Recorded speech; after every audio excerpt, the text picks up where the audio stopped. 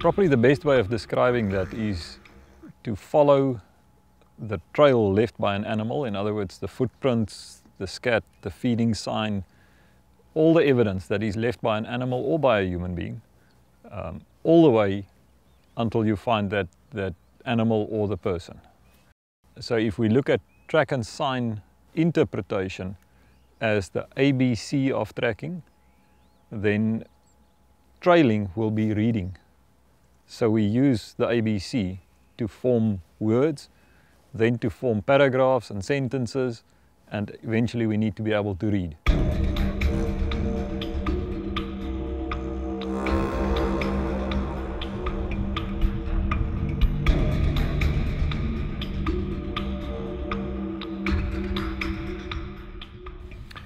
First of all, if you're involved with wildlife monitoring, if you're involved with just biological studies on wildlife, often it is more useful to be able to trail the animal than, for instance, to use intrusive electronic modern technology like big satellite collars, for instance, because you can actually follow the trail and see all the detail of what the animal was doing, whether he was feeding, where he was resting,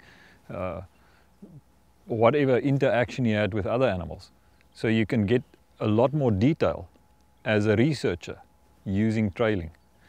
But then also, for instance, in hunting, or if you're involved in law enforcement, anti-poaching, or apprehending a criminal, you can track that person and find him. Or in terms of search and rescue, where people are lost, you can use tracking technology, in other words, our skills, not modern technology, to trail that person and find him.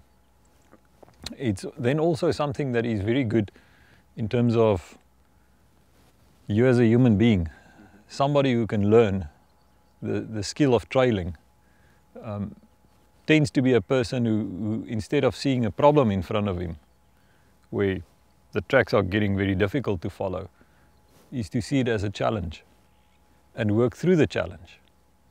And if you apply those skills in life, just by being a human being, you tend not to focus on a problem, but to see a challenge and deal with the challenge and get out onto the other side.